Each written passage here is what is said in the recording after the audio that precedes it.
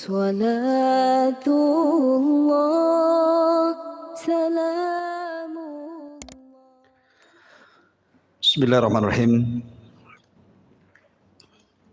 Assalamualaikum warahmatullahi wabarakatuh.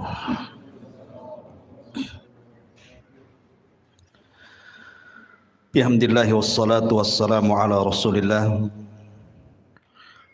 wa ala alihi wa sahbihi wa mawalah wa la hawla wa la quwata illa billahi wa ba'du.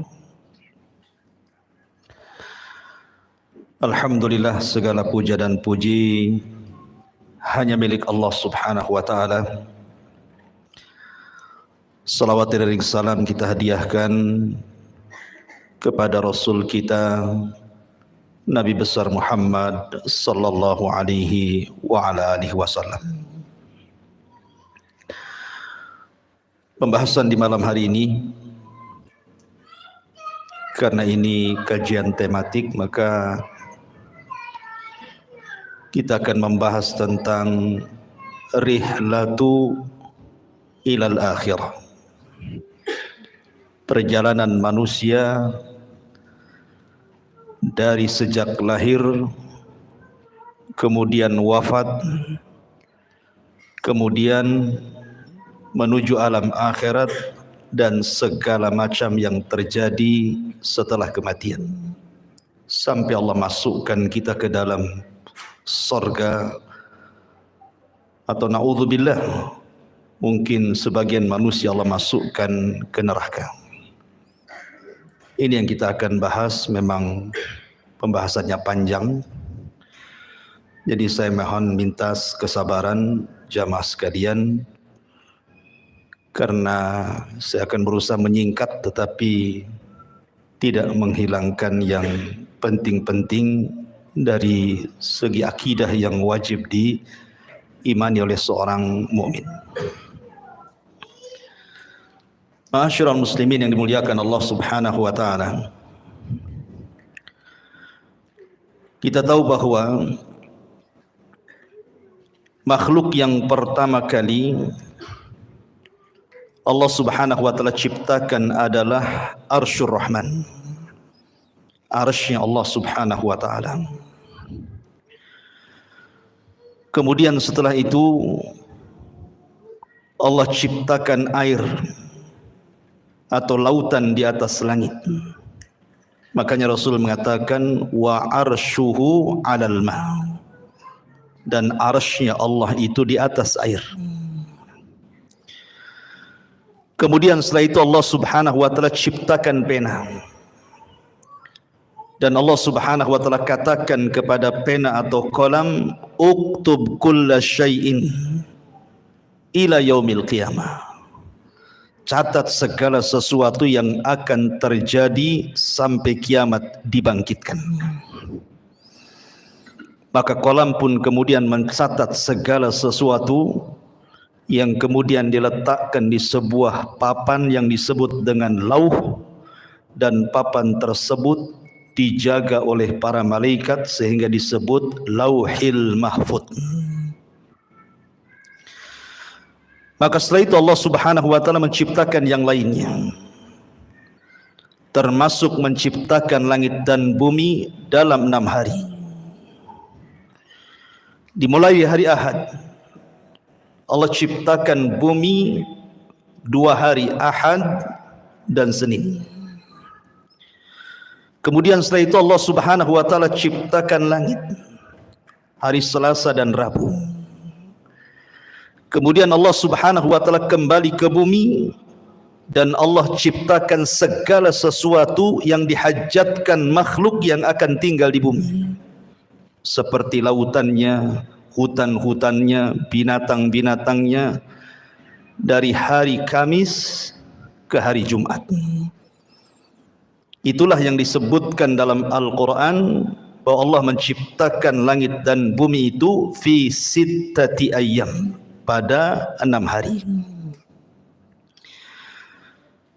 Makhluk yang berakal pertama yang Allah ciptakan adalah malaikat. Kemudian setelah itu jin. Baru makhluk yang berakal terakhir adalah manusia, dimulai daripada Adam alaihi salatu wassalam. Dan tartib ini berdasarkan sabda Nabi, khuliqatil malaikatu min nur wa khuliqatil jan min marijim min nar wa khuliqa lakum wa khuliqa Adam mimma wusifa lakum.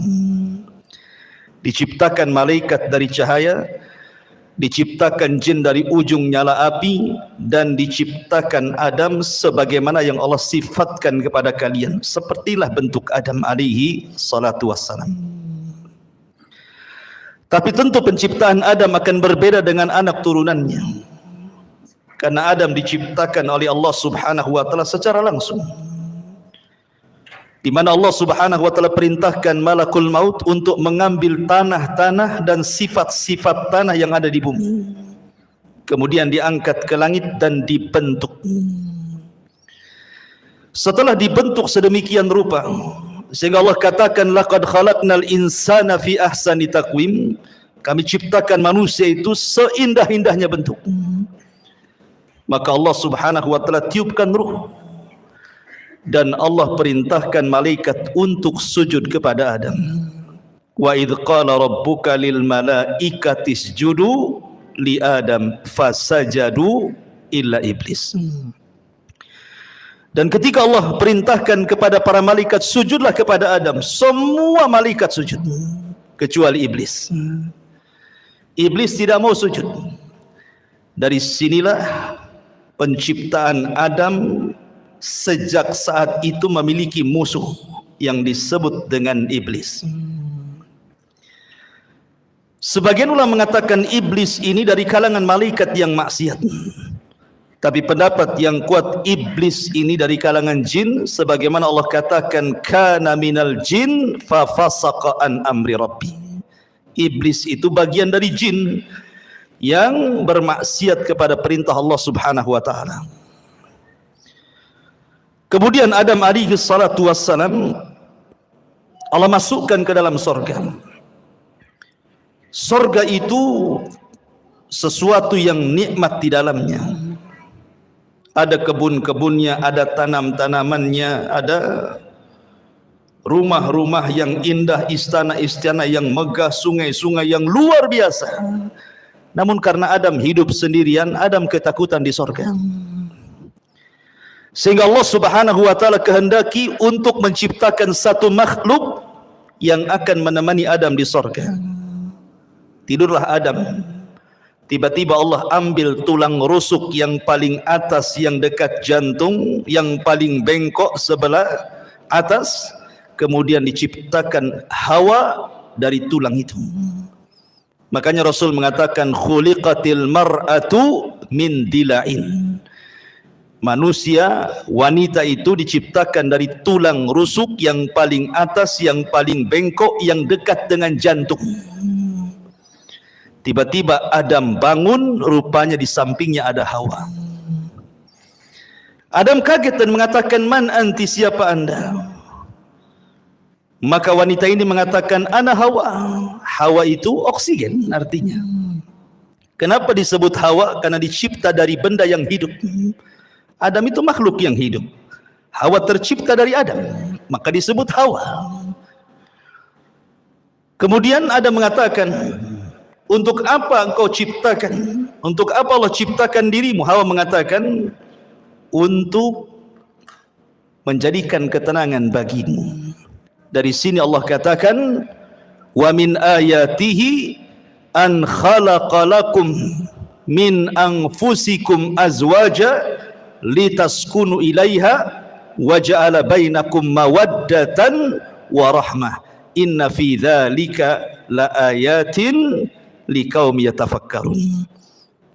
Kalau dengar ayat ini rasanya ingat waktu kawinnya. Dan ini ayat yang biasa dibaca orang kalau menikah ya. Khutbah nikahnya mesti baca ayat ini. Wa min ayatihi, dan dari tanda-tanda kebesaran Allah, an khalaqalakum, Allah menciptakan kalian. Min, dari ciptaan ini Allah ciptakan yang lainnya azwaja, menjadi berpasang-pasangan. Untuk apa pasangan diciptakan? Litaskunu ilaiha, supaya memberikan ketenangan. Di mana suami tenang dengan istrinya, istri tenang dengan suaminya. Makanya orang yang tidak pernah menikah nggak akan tenang. Tenang-tenangnya pun tidak akan tenang dia. Gimana? Masak-masak sendiri kan itu. Nyuci-nyuci sendiri, gimana bisa tenang? Ya. Nggak akan tenang. Dan ketenangan itu mukjizat dari Allah Subhanahu wa taala. Dengan ketenangan itu lahirlah mawaddatan warahmah. Timbul rasa cinta, timbul pula kasih sayang di situ. Padahal sebelumnya tidak saling mengenal. Terkadang main jodoh-jodohan saja tuh. Tapi dari sini Allah ciptakan Hawa untuk Adam supaya Adam tenang di sorga. Tapi dengan hikmah Allah Subhanahu wa taala yang Allah kehendaki, yang sudah dicatat di Lauhil Mahfuz, Adam pun harus melakukan satu maksiat di sorga. Ketika Allah Subhanahu wa taala katakan wala taqraba hadhihi syajarah, jangan dekat-dekat pohon ini. Dekat saja tidak boleh, apalagi makan. Begitu bahasa Quran.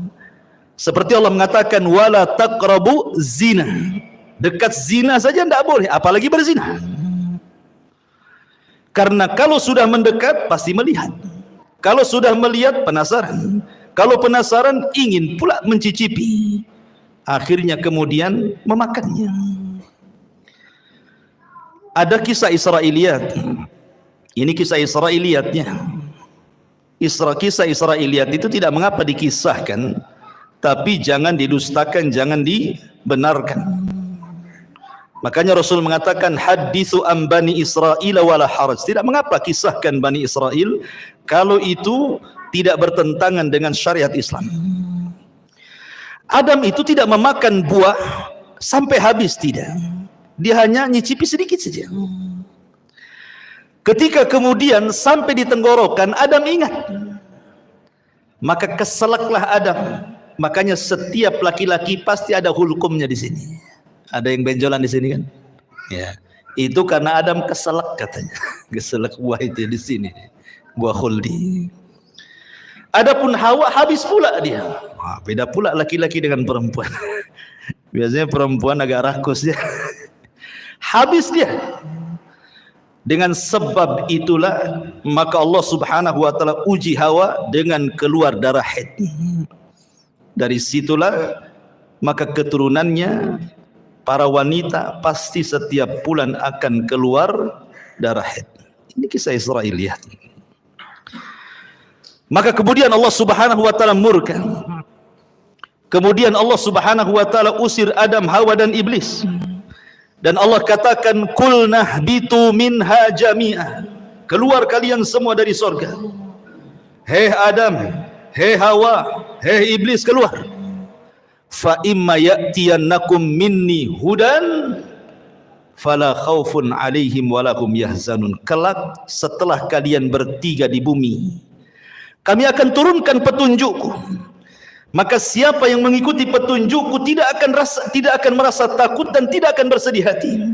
Dalam ayat yang lain, fala yadhillu wala yashqa. Tidak akan tersesat dan tidak mungkin celaka. Dengan takdir Allah, iblis diturunkan di lautan, Adam diturunkan di Sri Lanka, dan Hawa diturunkan di Jeddah. Maka iblis membuat istananya di atas air. Kemudian Adam harus berjalan entah berentah ke mana. Begitu juga Hawa, tidak dijelaskan waktunya. Tiba-tiba kemudian keduanya berjumpa di Muzdalifah.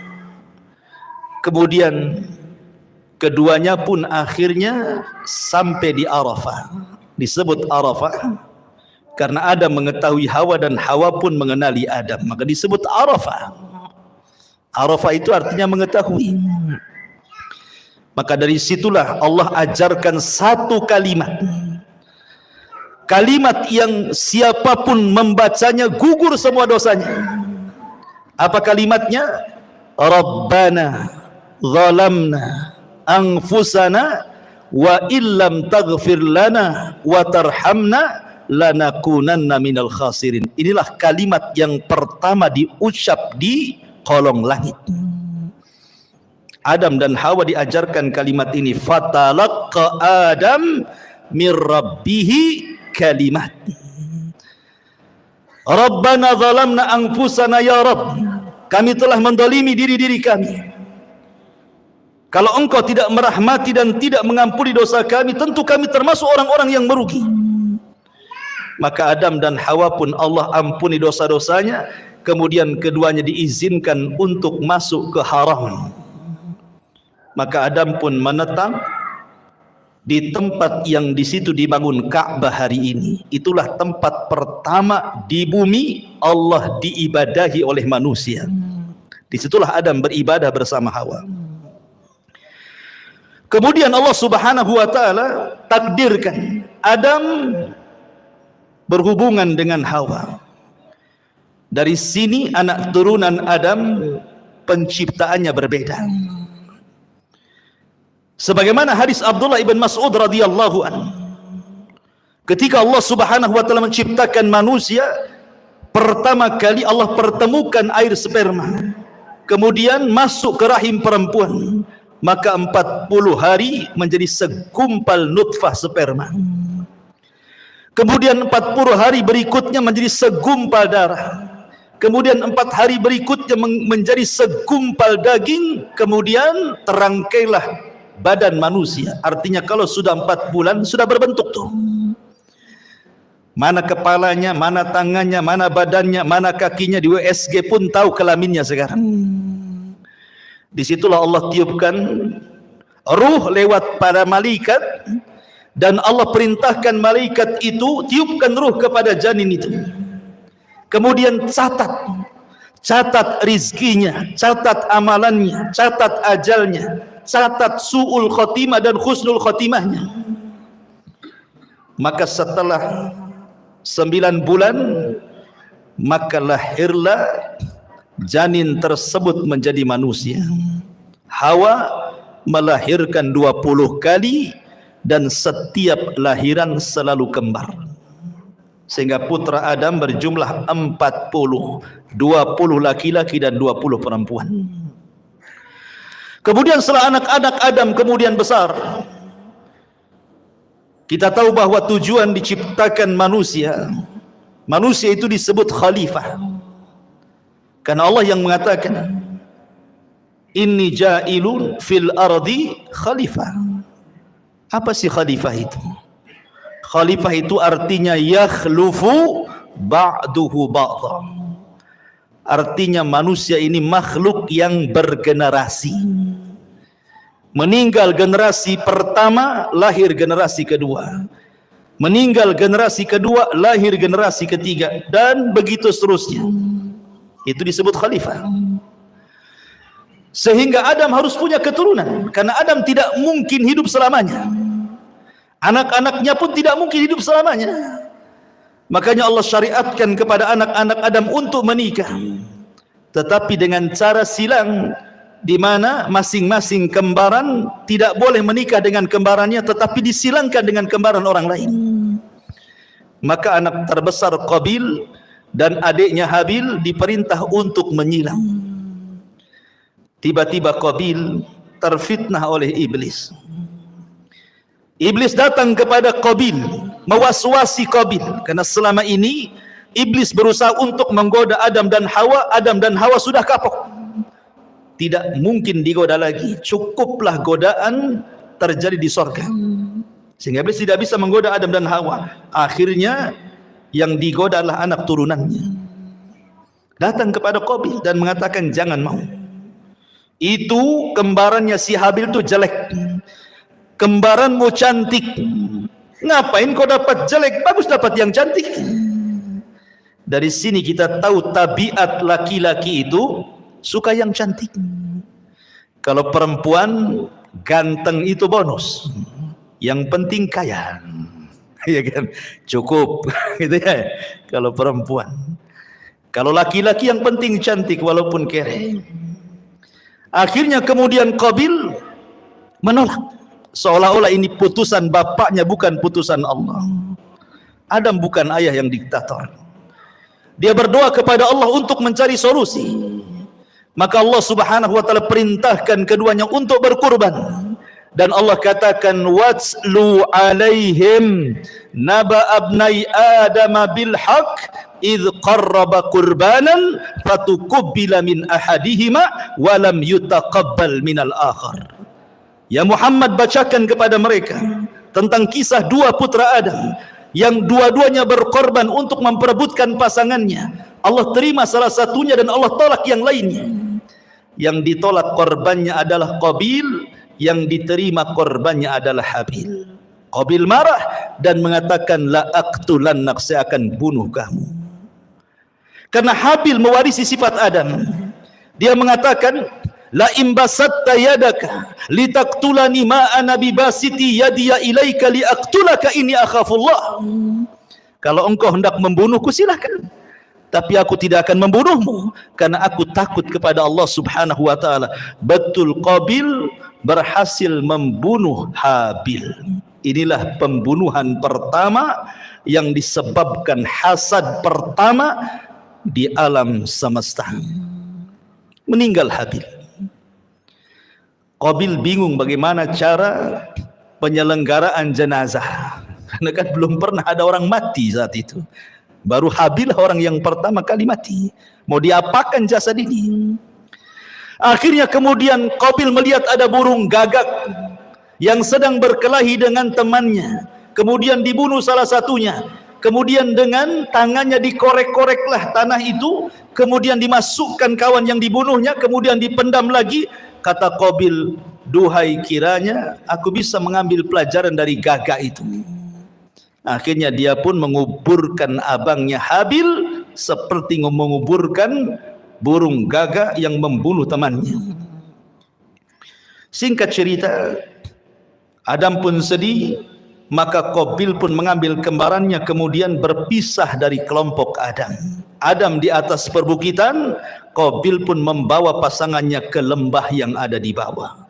Terjadilah dua kelompok, kelompok atas perbukit dan kelompok bawah di lembah. Maka kemudian Adam pun meninggal, Hawa pun meninggal.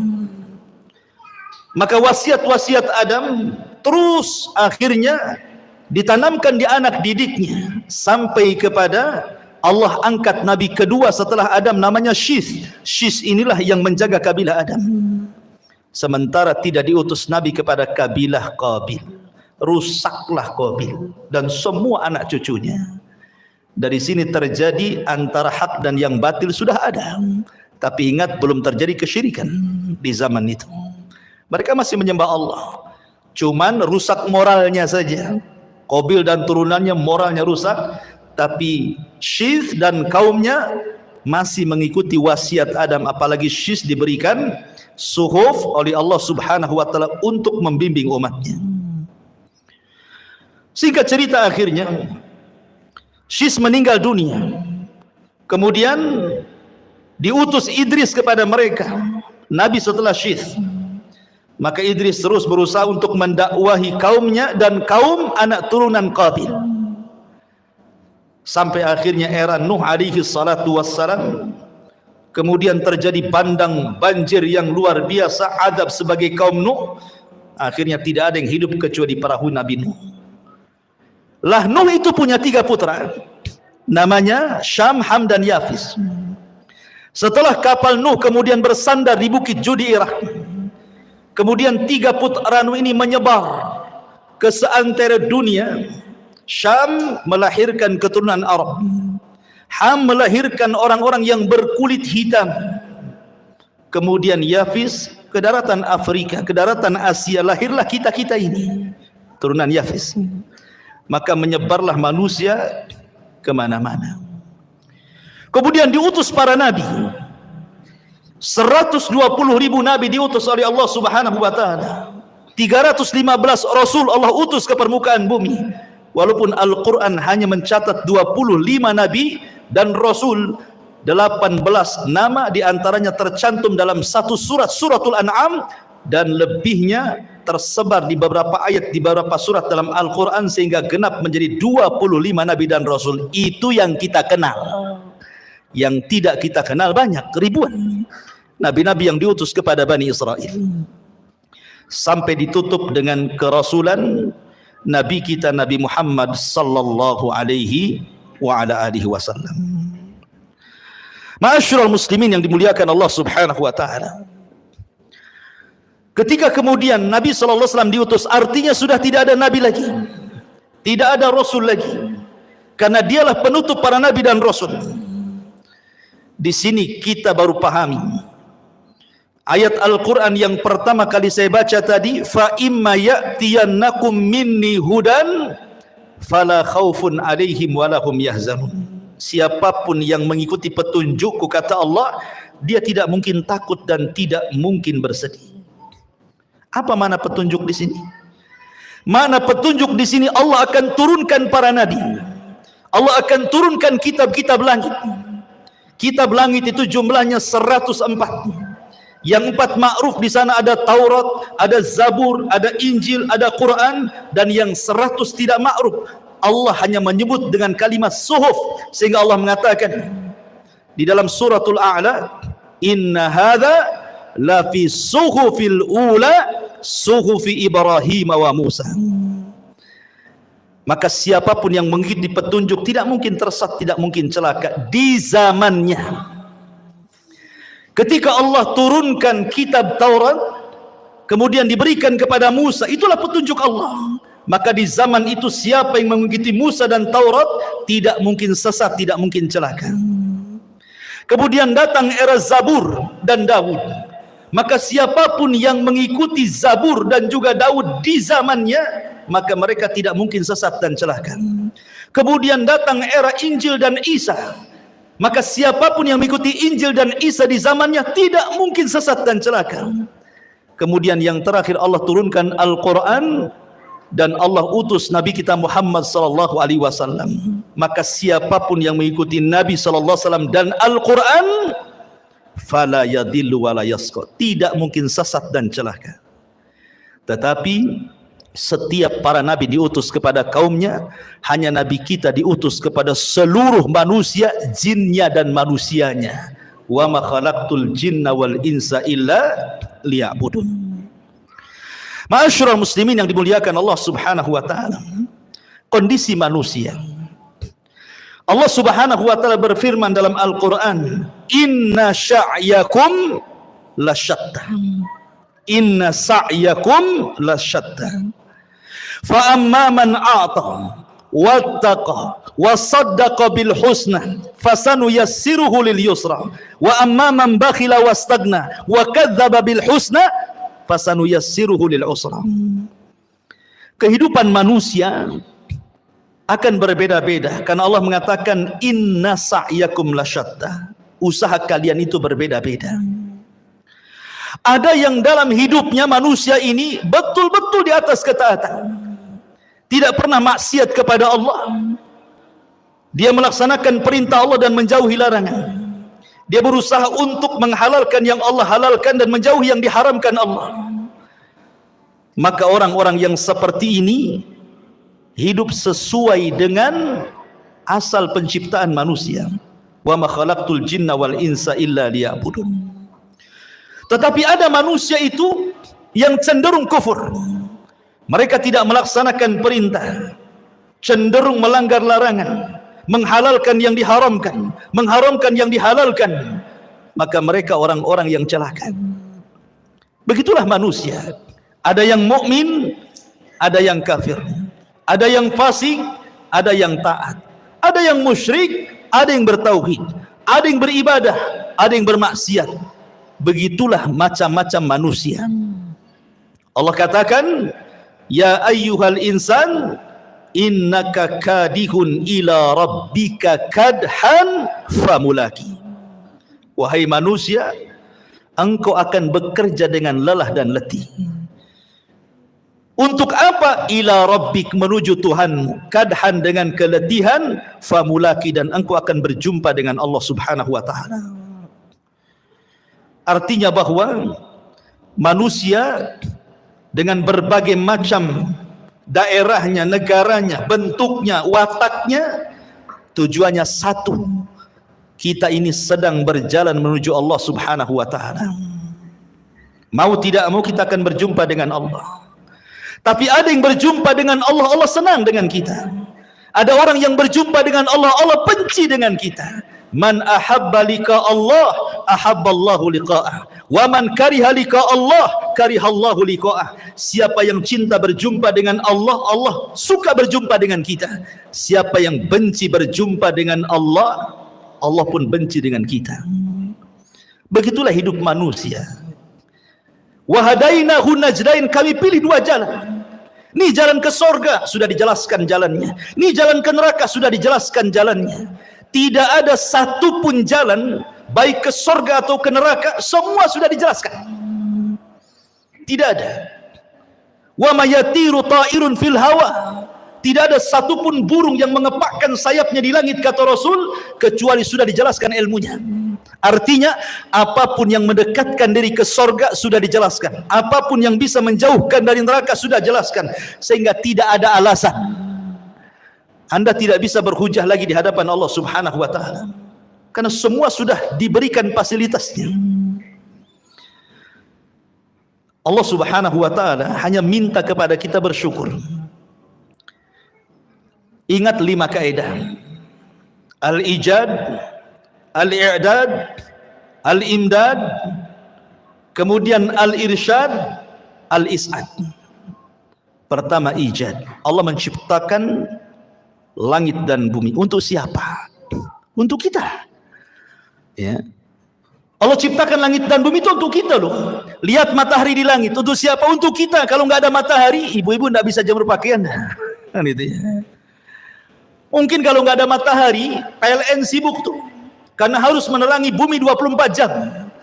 Mungkin antum tiap bulan mungkin gerutu-gerutu. Mahal kali listrik ini. Padahal sekarang listrik cuma setengah hari saja kan. Malam saja. Itu saja kalau naik udah demo tuh. Gimana kalau nggak ada matahari? Iya kan? Bulan. Untuk siapa? Untuk kita. Ya. Kita bisa mengambil keindahan bulan, bintang-bintang, macam-macam. Apalagi bumi. Itu disebut ijad. Allah siapkan tuh langit dan bumi untuk manusia. Kemudian yang kedua, al-i'dad. Setelah Allah ciptakan, Allah persiapkan fasilitasnya. Allah ciptakan lautan dengan berbagai macam jenis ikan-ikannya. Entah berapa jumlah ikan kita tidak tahu, dengan berbagai macam warnanya. Siapa yang ngecat ikan satu-satu? Sudah terwarnai semuanya kan? Nggak ada orang yang sanggup ngecat ikan satu lautan itu. Ada yang merah, ada yang hijau, ada yang macam-macam kan warna itu. Kalau bukan karena Allah. Allah ciptakan hutan dan berbagai macam tumbuh-tumbuhan dan buah-buahannya. Allah ciptakan kebun sawah dan Allah ciptakan berbagai macam biji-bijiannya. Allah ciptakan semuanya. Allah persiapkan fasilitasnya. Kemudian yang ketiga, al-imdad. Allah perbanyak. Satu pohon mangga, buahnya mungkin ada 100-200 mangga. Dari 300 atau 400 mangga yang di satu pohon itu kan semua ada bijinya tuh. Kalau seandainya dari 100 buah mangga di satu pokok mangga ini, bijinya ditanam semuanya, dari satu tumbuh 200. Ya kan? Bahkan ada satu buah itu bijinya ratusan tuh. Seperti buah apa tuh? Yang ratusan itu. Delima kan coba. Satu pohon delima nih, buahnya kan banyak. Ini satu buah saja kalau tertanam semua bijinya, tumbuh macam-macam delima. Itu artinya Allah tidak putus pohon sampai di situ. Ada generasi pohon yang jauh lebih banyak lagi dari turunannya. Itu namanya al-imdad. Allah tidak akan putus nikmatnya. Ikan, satu ikan lahir anaknya ratusan ikan.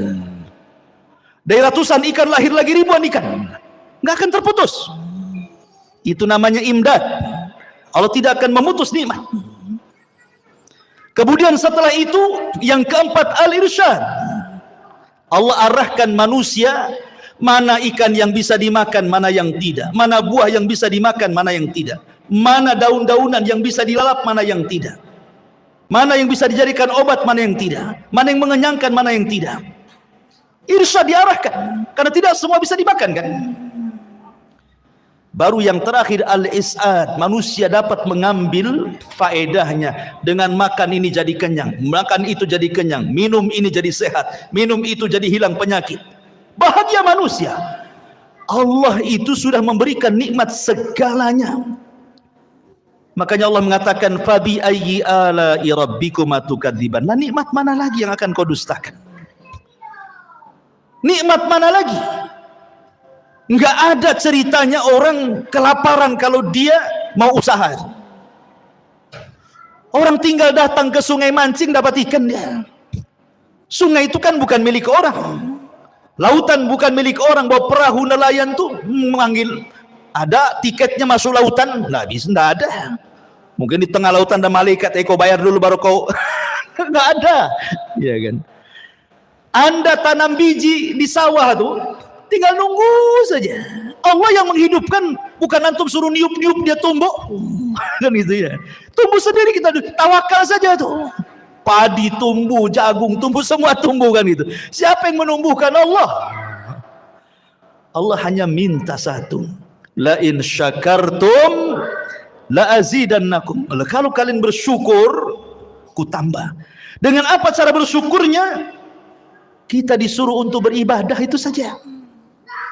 Disuruh untuk beribadah, itulah syukurnya. Makanya Allah mengatakan falyabudu rabb hadzal bait alladzi at'amahum min ju'in wa amanahum min khauf. Allah sudah berikan rasa kenyang dari rasa lapar. Allah sudah berikan rasa tenang dari rasa ketakutan. Allah hanya minta falyabudu rabb hadzal bait, sembah Rabb pemilik Ka'bah ini, Allah, itu saja. Tetapi ada manusia yang syukur, ada juga yang ingkar. Itulah manusia. Memang manusia diciptakan seperti itu. Ma'asyiral muslimin yang dimuliakan Allah Subhanahu wa taala. Allah Subhanahu wa taala tidak akan mengekalkan dunia. Dunia ini ada batas waktunya. Sejak zaman Adam alaihi salatu wassalam sampai diutusnya Nabi kita yang mulia alaihi salatu wassalam, artinya usia bumi itu semakin dekat dari kehancurannya. Karena Rasul yang mengatakan bu'istu ana was-sa'ah kahataini, diutusnya aku dengan tegaknya hari kiamat seperti ini. Rasul menegakkan syabbabah, telunjuk dengan jari tengah kemudian merapatkannya, artinya dekat sekali waktunya. Dan Allah Subhanahu wa taala Maha Adil. Allah tidak langsung sekonyong-konyong mendatangkan kiamat, tidak. Allah tidak mendatangkan kiamat langsung tiba-tiba digempakan satu dunia, tidak. Allah itu adil, rahim kepada hamba-hambanya. Diberikan kesempatan untuk tobat, diberikan kesempatan untuk masuk surga dengan dikirim tanda-tanda kiamat kecil. Dan 90% lebih tanda-tanda kiamat kecil itu hampir semua sudah terjadi dan kita bisa saksikan setiap hari ada. Hanya mungkin 10% saja yang belum terjadi. Ya kurang lebih seperti itu. Artinya 90% sudah terjadi sejak zaman Nabi sampai hari ini. Karena tanda-tanda kiamat kecil itu ada yang terjadi di zaman Nabi dan tidak akan terulang. Seperti terbelahnya bulan, itu di zaman Nabi saja, nggak mungkin terulang lagi. Ya. Kemudian diutusnya Rasul dan meninggalnya Nabi sekali saja, nggak mungkin Nabi dihidupkan lagi. Tapi ada tanda-tanda yang terus dari zaman Nabi sampai hari ini akan terulang, seperti perzinahan, minum khamr, perjudian, dan begitu seterusnya. Tapi ada tanda-tanda kiamat kecil yang belum terjadi dan pasti terjadi. Dan ada tanda-tanda kiamat kecil yang diselipkan di antara tanda-tanda kiamat besar. Apabila semua tanda-tanda kiamat kecil, ikhwan, sudah ada, sudah terjadi, maka Allah Subhanahu wa taala akan kirim tanda-tanda alamatu sa'atil kubra, tanda-tanda kiamat besar. Muqaddimahnya dengan khurujul Mahdi, keluarnya Imam Mahdi. Kemudian setelah itu khurujul Dajjal, keluar Dajjal. Dajjal ini akan keluar selama 40 hari. Satu hari sama dengan setahun, hari kedua sama dengan sebulan, hari ketiga sama dengan sepekan, dan hari keempat sama dengan hari-hari waktu yang kita lalui. Sampai sahabat bertanya Rasul, yang satu hari bagikan satu tahun, cemana solatnya? Maka Rasul mengatakan, solatlah dengan cara mengira-ngira waktu.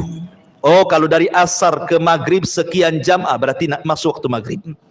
Dari maghrib ke isya, cuma 2 jam, berarti masuk waktu isya. Karena 1 tahun lama, ikhwan. Dan dari sini menunjukkan Dajjal itu bukan hanya masuk ke daerah-daerah yang normal waktunya, tetapi juga masuk ke daerah-daerah kutub yang terkadang satu harinya lama sekali. Artinya tidak ada satu tempat kecuali diinjak Dajjal, kecuali Mekah dan Madinah. Kemudian Isa bin Maryam turun, diapit dengan 2 malaikat di menara putih sebelah timur Damaskus. Kemudian akan bergabung dengan tentara Al-Mahdi di Bukit Tur dan memerangi Dajjal. Dan Isa berhasil membunuh Dajjal, mematahkan salib, membunuh babi, dan berhukum dengan hukum keadilan. Banyak orang masuk Islam sebelum wafatnya Isa bin Maryam.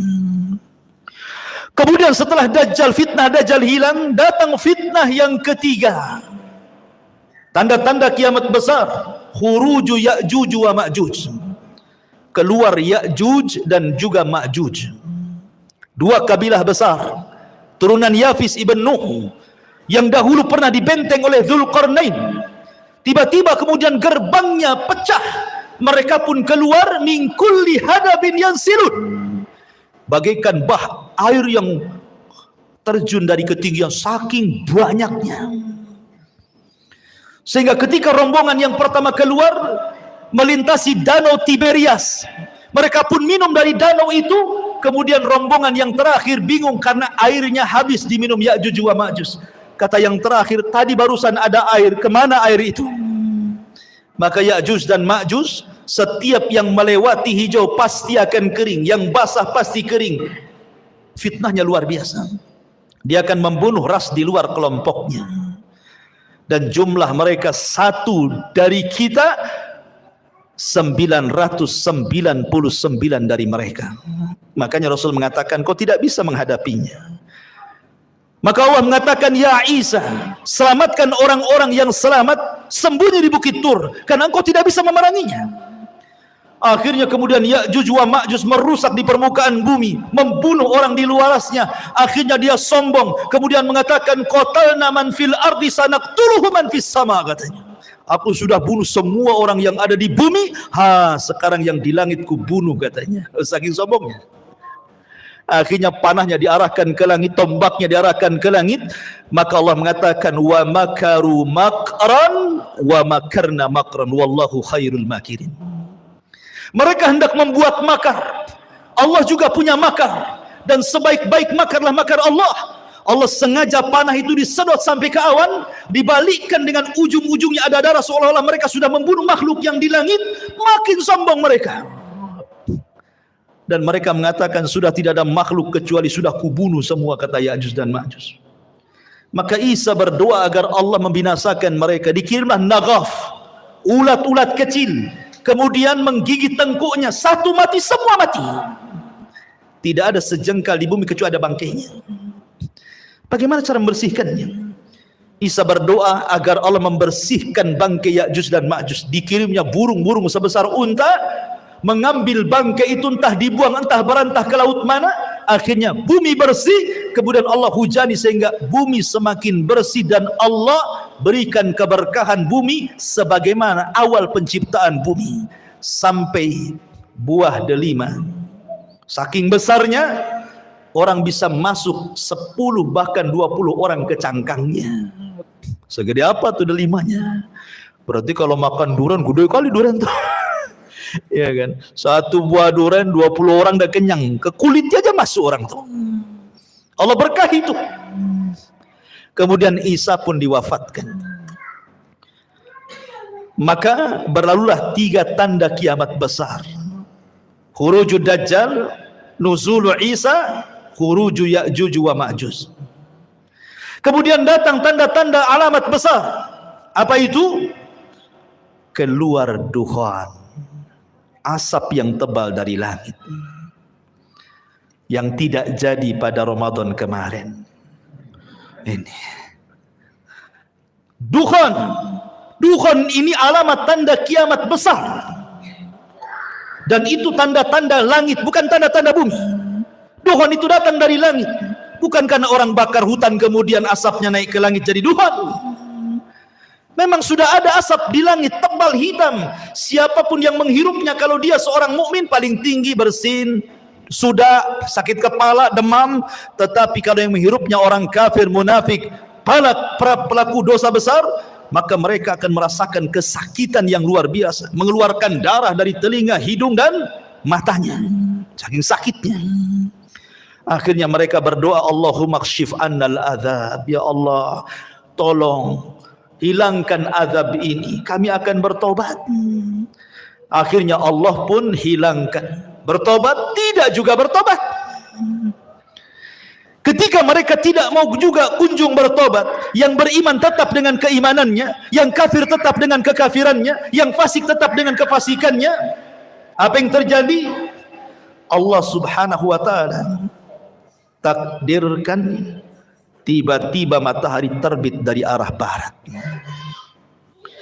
Ketika manusia tertidur pulas di malam hari, kemudian terbangun di pagi hari. Biasa orang-orang yang beriman, mereka bangun subuh, kemudian mereka ke masjid, kemudian mereka sholat subuh. Coba tenangkan anak-anaknya di belakang itu. Ya. Ketika kemudian orang-orang yang beriman bangun di waktu subuh, biasa mereka bangun kemudian sholat subuh.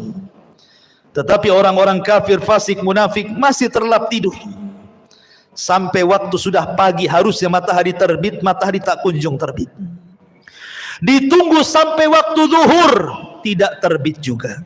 Ditunggu sampai waktu asar, tidak terbit juga. Harusnya ketika matahari terbenam, tiba-tiba muncul. Harusnya matahari itu terbenam, tiba-tiba muncul. Inilah yang disebut dengan keluarnya matahari dari arah barat itu. Dan itu terjadi 3 hari berturut-turut. Semua manusia menangis, semua manusia menyesal. Orang-orang yang menyembah berhala, dibuang berhalanya. Apa manfaat membuang berhala? Ustadz sudah resign, tidak jadi ustadz lagi, karena percuma berdakwah. Tobat sudah ditutup. Karena pintu tobat itu akan diterima di 2 waktu. Pertama, nyawa belum sampai di tenggorokan. Yang kedua, matahari sudah belum terbit dari arah barat. Kalau sudah nyawa di tenggorokan, matahari terbit dari arah barat, maka Allah mengatakan, la yanfa'u imanukum, tidak akan bermanfaat iman kalian. Tidak akan bermanfaat iman kalian. Lalu apa gunanya bertobat? Maka kemudian setelah 3 hari, Allah munculkan dabatun minal ar, binatang yang muncul dari perut bumi bisa bicara. Dalam hadis yang lemah, ada yang mengatakan kisah Israiliyat, tangan kanannya memegang stempel Nabi Sulaiman dan tangan kirinya membawa tongkat Nabi Musa. Setiap berjumpa dengan orang mukmin distempel dahinya, bercahaya mukanya. Setiap berjumpa dengan orang kafir dipukul dengan tangan kiri dengan tongkat Musa, gosong semua wajahnya. Dari situ hilang nama, yang ada hanya kalimat mukmin dan kafir. Dan tidak tersinggung kalau ada orang dikatakan mau kemana min, mau ke pasar fir, nggak tersinggung. Kalau sekarang tersinggung. Orang kafir kita kafirkan saja, orang Islam tersinggung. Jangan dibilang kafir, bilang non muslim katanya. Kan itu ya. Nanti di akhir zaman loh, orang mukmin mengkafir-kafirkan orang kafir, gak tersinggung. Kenapa pula orang sekarang tersinggung? Gitu kan aneh gitu ya. Kafir itu ada bahasanya dalam Quran, lam yakunil ladzina kafaru. Siapa kafaru? Min ahlil kitab, orang Yahudi dan Nasrani. Kalau Allah katakan Yahudi kafir, kita katakan kafir. Kalau katakan Nasrani kafir, kita katakan kafir. Harus dikatakan apa lagi? Allah yang mengatakannya, kita kan hanya mengikuti apa yang Allah katakan. Kecuali kalau Allah tidak kafirkan, Anda kafirkan, nah itu jangan. Kok Anda ini masuk ke khawarij namanya, mengkafir-kafirkan yang bukan orang kafir, akhirnya sampai mengebom sana sini jadinya. Itu manhaj takfir, tidak boleh ya. Maka setelah kemudian tidak ada satupun manusia kecuali stempel oleh dabatul ar ini, binatang yang melata yang bisa bicara ini. Binatang ini tidak membunuh, dia hanya menstempel-stempel saja. Kemudian binatang ini pergi entah berantah, hilang, karena ini tanda-tanda kiamat. Setelah itu kemudian muncul tanda-tanda yang keberapa? Yang ke-7. Pertama, Dajjal. Kedua, turunnya Isa. Ketiga, munculnya Ya'juj dan Ma'juj. Keempat, asap tebal dari langit Tuhan. Kelima, terbit matahari dari arah barat. Keenam, munculnya binatang yang melata yang keluar dari perut bumi dan bisa bicara dan menstempel manusia. Ketujuh, terjadi gempa besar dari arah timur, yang bukan hanya merobohkan satu desa, satu negara dirobohkan gara-gara gempa itu. Kemudian yang ketujuh, kedelapan, gempa dari arah barat. Setelah gempa dari arah timur, dari arah barat pula gempa. Negara-negara jatuh gara-gara gempa itu. Kemudian yang ke-9, terjadi gempa besar di Jazirah Arab. Inilah yang disabdakan Nabi SAW, khasfun bil masyriq wa khasfun bil maghrib wa khasfun bi jaziratil Arab. Gempa dari arah timur, gempa dari arah barat, gempa dari Jazirah Arab. Dan yang terakhir, khurujun nar, munculnya larva, munculnya api yang besar keluar dari perut Aden Yaman dan keluar dari negeri Hijaz. Kemudian api ini bergabung di antara dua tempat ini, menggiring manusia satu dunia, kemudian mengarahkan mereka ke negeri Syam. Api ini tidak membakar manusia, tapi dia membakar yang lainnya, karena tugasnya menggiring manusia sampai ke Syam. Setelah di Syam inilah yang disebut dengan Ardul Mahsyar, bumi perkumpulan manusia satu dunia di situ.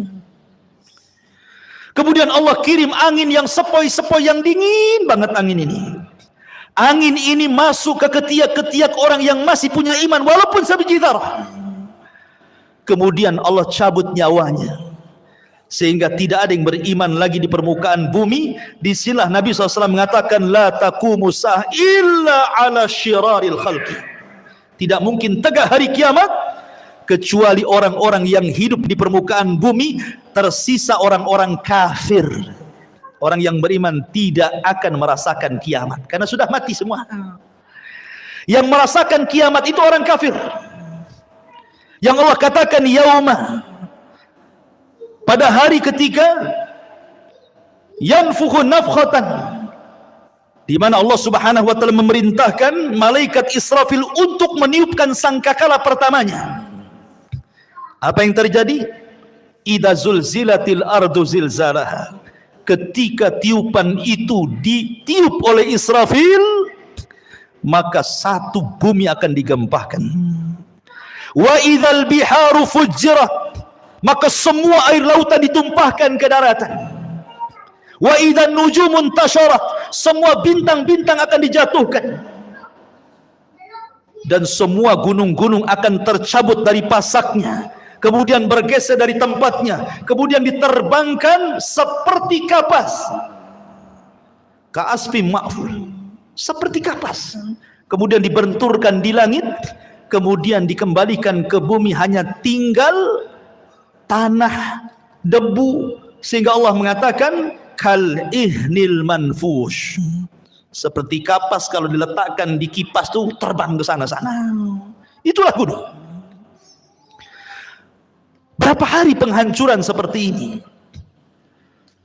Lah ketika terjadi kiamat, penghancuran alam semesta, maka Allah Subhanahu wa taala membuka seluruh pintu langit. Wa futihatis sama fakanat abwaba. Pintu langit dibuka semua. Semua malaikat keluar dari langit-langit itu. Karena langit akan digulung seperti kita menggulung kertas. Maka ketika betul-betul terjadi kiamat, Allah wafatkan semua para malaikat, Allah wafatkan semua jin, dan Allah wafatkan semua manusia. Tidak ada yang tersisa kecuali yang Allah Subhanahu wa taala izinkan untuk tidak dihancurkan pada hari kiamat. Seperti arsy, seperti kursi, seperti lauhil mahfud, seperti roh, seperti tulang ekor manusia, tidak dihancurkan. Tapi semua dihancur-hancurkan. Berapa lama?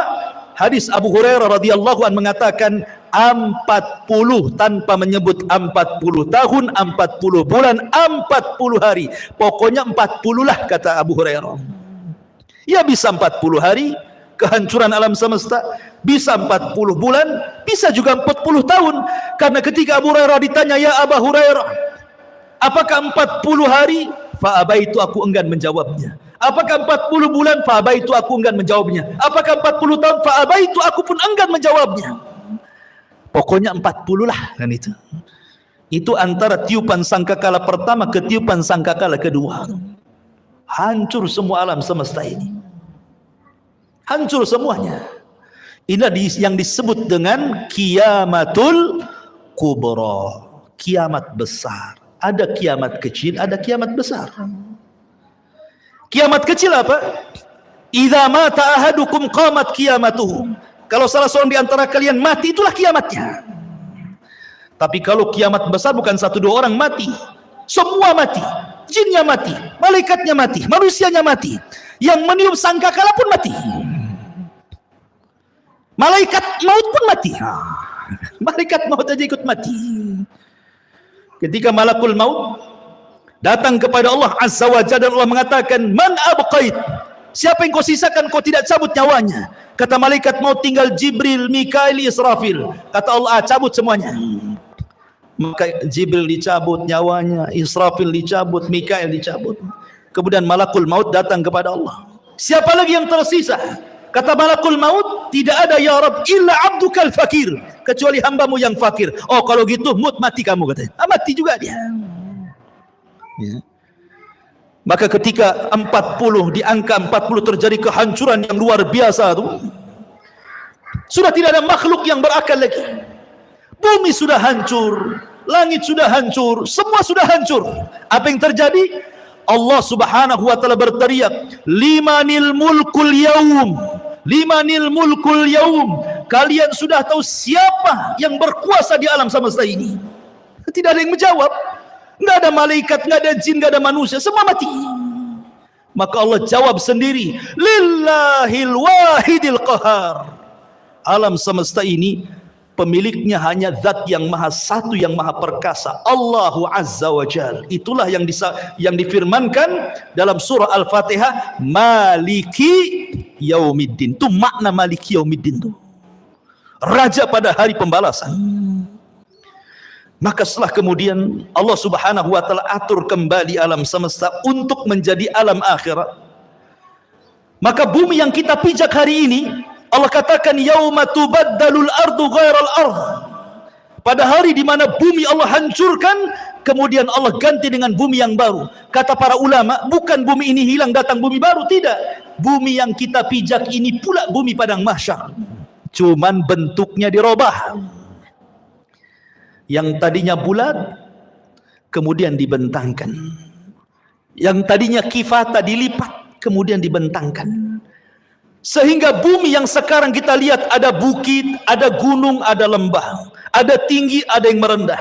Nanti ketika Allah hancurkan, Allah ganti dengan bumi yang baru, maka Allah hamparkan sehingga tidak ada yang meninggi, tidak ada yang merendah, tidak ada bukit, tidak ada lembah, semua rata, nggak ada bangunan, nggak ada rumah, nggak ada hutan, nggak ada gunung, nggak ada bukit, rata semuanya.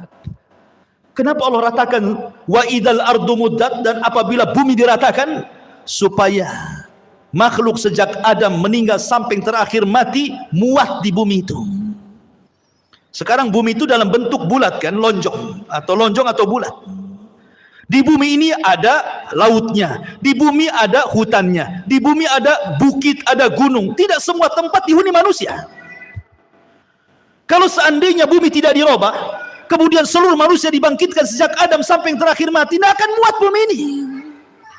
Makanya kemudian dihancurkan gunungnya, diratakan, ditimbun lautnya, diratakan.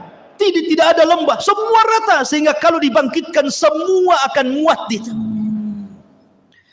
Itulah padang mahsyar. Allah katakan, wa akhrajatil ardu athqalaha. Allah Subhanahu wa taala bangunkan malaikat Israfil untuk meniupkan sangkakalanya yang kedua. Ketika Israfil kemudian bangkit, kemudian meniupkan sangkakala keduanya, maka terjadilah yaumul ba'tsi wan nusyur, hari di mana manusia dibangkitkan kemudian dikumpulkan. Maka ketika itu Allah katakan, wa akhrajatil ardu athqalaha, kami keluarkan beban-beban bumi. Maksudnya manusia, bangkai-bangkai manusia itu semua terangkai kembali dari mana? Dari tulang ekor. Karena tulang ekor manusia tidak dihancurkan pada hari kiamat. Ketika Allah tiup, memerintahkan Israfil untuk meniup sangkakala yang kedua, dari tulang ekor setiap manusia itulah tercipta manusia kembali. Padahal sudah hancur dengan kiamat kan, tapi tulang ekor tidak hancur, karena dari situ Allah kembali ciptakan kita. Kemudian jasad itu dilempar ke permukaan. Bayangkan sejak zaman Adam sampai yang terakhir mati, itu jasad itu bergelimpangan di padang mahsyar. Maka Allah Subhanahu wa taala katakan, wa idzan nufus zuwijat, apabila ruh dilesatkan dari illiyin kalau ruhnya orang yang beriman, kemudian dilesatkan dari sijin kalau ruhnya orang kafir, kemudian masuk ke jasad-jasad mereka tanpa tertukar jasadnya. Nggak mungkin antum tertukar dengan kawan antum. Salah, ini badan antum di sini kok ruhnya masuk situ? Enggak, pasti akan pas ruh dengan jasad, ya itu juga. Ya. Disitulah manusia dibangkitkan. Ketika manusia dibangkitkan, orang-orang kafir ini digambarkan dalam surah Yasin, ya wailana man ba'atsana mim marqadina, katanya, duhai celaka kami, siapa yang membangunkan kami dari tidur-tidur kami ini? Maka mereka digambarkan seperti apa? Seperti larang. Al-qari'atu mal qari'ah wa ma adraka mal qari'ah yauma yakunun nasu kal farashil mabsus, seperti laron. Antum tahu laron? Laron ini kalau ada lampu maka dia akan mengejar lampu, dan mereka terbangnya tidak ada aturan, sehingga karena tidak ada aturan diterjang kawannya, besoknya jatuh semua, sayapnya tak kemana-mana. Begitulah kondisi manusia pada hari kiamat. Orang-orang kafir yang ke barat lari ke timur, yang dari timur lari ke barat, yang selatan lari ke utara, mereka tidak ada tujuan, seperti larang. Yauma yafirrul mar'u min akhihi wa ummihi wa abihi wa sahibatihi wa banihi likulli imri'in yauma idzin sya'nun yughni. Di mana orang lari dari saudaranya, lari dari ibu bapanya, lari dari pasangan dan anak-anaknya. Semua manusia sibuk dengan sendirinya, kecuali orang-orang yang beriman. Dibangkitkan tidak lari. Di sampingnya sudah ada pasangan istri, suaminya, anak, ibu, kakek, semua. Walladzina amanu wattaba'athum walladzina amanu, dan orang-orang yang beriman, wattaba'athum dzurriyyatuhum biimanin, kemudian keimanan diikuti oleh keluarganya, alhaqna bihim dzurriyyatuhum, maka kami kumpulkan keluarga yang beriman di satu tempat. Ketika orang-orang yang beriman ini melihat orang-orang kafir lari ke sana kemari, maka mereka hanya mengatakan, hadza ma wa'adar rahman wa sadaqal mursalun, inilah janji dari Allah Ar-Rahman dan benarlah ucapan para nabi. Ma'asyiral muslimin yang dimuliakan Allah Subhanahu wa taala, ketika itulah baru ada penyeru di tengah-tengah padang mahsyar, kemudian barulah manusia tertuju kepada satu suara, dan Allah Subhanahu wa taala bahasakan kal jaradil muntashir, seperti belalang-belalang yang sedang berterbangan. Belalang itu kalau terbang bersama koloninya pasti akan tertuju kepada satu titik. Maka semua tertuju kepada satu titik. Di sini disebut dengan ardul mahsyar. Kita akan dikumpulkan. Ya. Ketika mereka dibangkitkan, Nabi SAW mengatakan, yuhsyarun nas yaumal qiyamah khufatan, uratan, ghurlan, buhman. Ketika manusia dibangkitkan khufat, tidak pakai celana, tidak pakai baju, telanjang bulat. Kemudian tidak dikhitan. Kemudian tidak pakai sandal. Kemudian tidak membawa harta di badan. Mau siapapun anda mau presiden, mau menteri, mau orang kaya, dibangkitkan sama. Karena di hari itu tidak ada yang membedakan antara si kaya dengan si miskin, si pejabat dan si rakyat. Semua sama. Dibangkitkan seperti itu. Lalu apa yang disombongkan? Di padang mahsyar itu macam-macam harus yang dibangkitkan. Ada yang dibangkitkan kecil sekali, sehingga dia harus terseok-seok dengan orang-orang yang besar, hampir terinjak kakinya. Mereka lah orang-orang yang sombong di dunia. Allah bangkitkan seperti zarrah di akhirat, seperti kecil, seperti semut di tengah-tengah orang besar, sehingga terseok-seok harus menghindari larinya kaki orang tuh. Ya, di dunia dia merasa besar, sombong. Di akhirat Allah kecilkan. Ada yang berteriak-teriak, ya Rab, ya Rab, tapi Allah tidak memandangnya. Allah tidak mengajak bicara dengannya. La yanzurullahu yaumal qiyamah. Allah tidak akan melihatnya walaupun dia berteriak, ya Rab, ya Rab, ya Allah, ya Allah. Ada orang-orang yang tidak akan dilihat oleh Allah pada hari kiamat. Ada orang-orang yang tidak akan disucikan oleh pada hari kiamat, tidak akan diajak bicara oleh Allah pada hari kiamat. Ada orang-orang yang lari, tetapi mereka berjalan dengan kepala kakinya di atas. La haula wala quwata illa billah. Bagaimana caranya? Allahu a'lam. Allah atas segala sesuatu maha mampu menjalankan orang dengan kepalanya, kakinya di atas. Ada orang-orang yang berjalan dengan buta, sehingga dia mengatakan, ya Rabbi lima hasyartani a'ma wa qad kuntu basira. Ya Rabb, di dunia aku melihat, kenapa di sini buta, katanya. Macam-macam orang itu di padang mahsyar itu, ikhwan.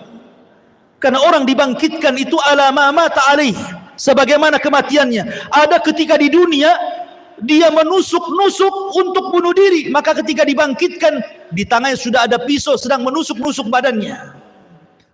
Ya, bayangkan, manusia dibangkitkan itu macam-macam bentuknya. Baru kemudian manusia dikumpulkan di satu tempat. Disinilah terjadi faslul qadha. Yang pertama kali faslul qadha, di mana Allah Subhanahu wa taala akan membentangkan mahkamah peradilan di tengah-tengah manusia.